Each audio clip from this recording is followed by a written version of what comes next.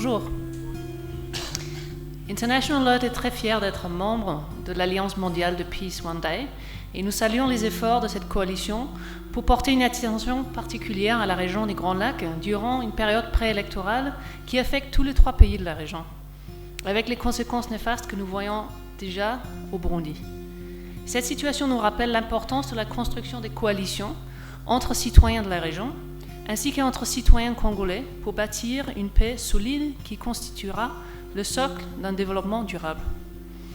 Alert est une ONG britannique de consultation de la paix qui œuvre à côté des populations dans cette région des Grands Lacs depuis 1995 et en RDC depuis 2002, afin de trouver des solutions pacifiques aux conflits. En RDC, nous mettons en œuvre des projets avec des partenaires locaux dans le cadre de pérennisation des acquis de la paix, en renforçant les capacités des acteurs et organisations locales œuvrant pour la paix, la bonne gouvernance et la promotion des droits humains. Dans cette stratégie actuelle, Alert appuie les actions entreprises par des communautés locales, des organisations de la société civile et des institutions étatiques qui sont orientées vers 4 piliers suivants.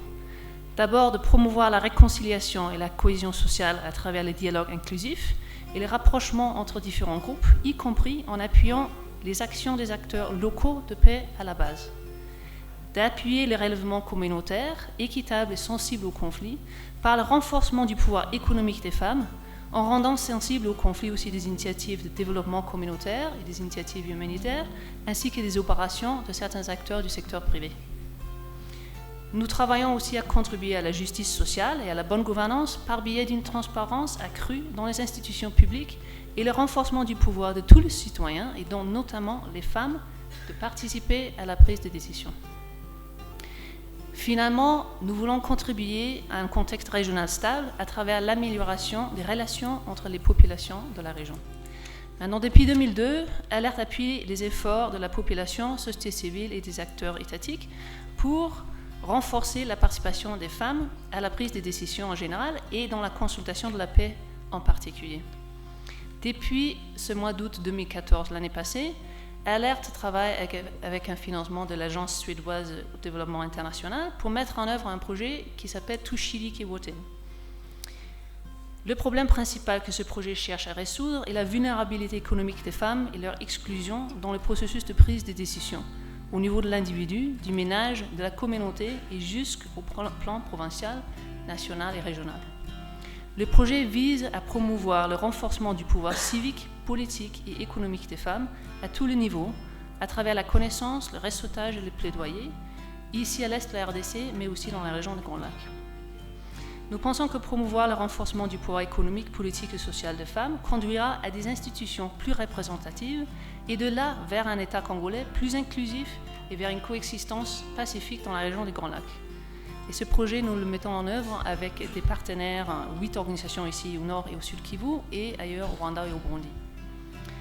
Dans le cadre de ce projet, à l'occasion de la Journée mondiale de la paix l'année passée, Alert avait appuyé à Uvira une foire culturelle organisée par nos partenaires, qui sont les ONG locales SOFAD et Appel Kivu, réunissant des délégués de toutes les communautés résidentes en territoire d'Uvira.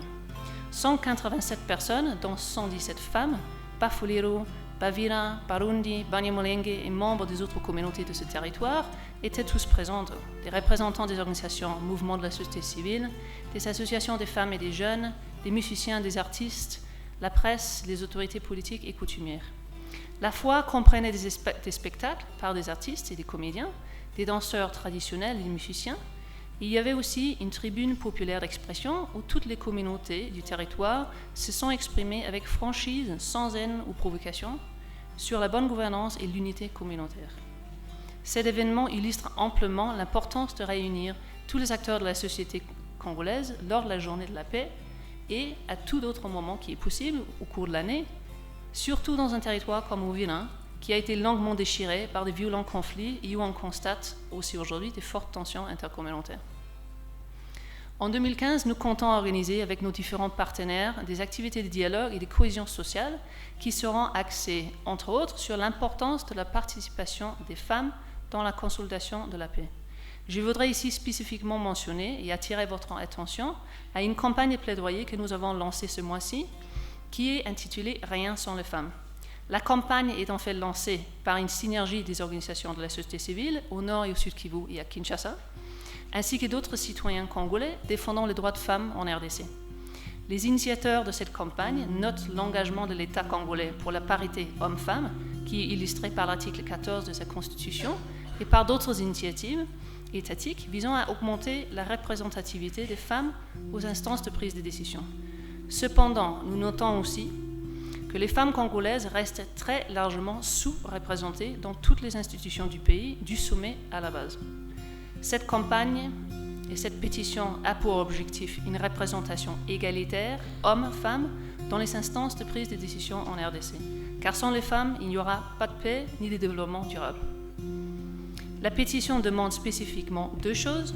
Premièrement, la révision de l'article 13 alinéa 4 de la loi électorale pour invalider les listes électorales qui n'incluent pas des candidates femmes de manière égale. Et deuxièmement, le vote et la promulgation de la loi d'application des droits des femmes et de la parité pour renforcer la politique d'intégration du genre à tous les niveaux et dans tous les secteurs de la société congolaise. Merci beaucoup, je vous remercie de votre attention.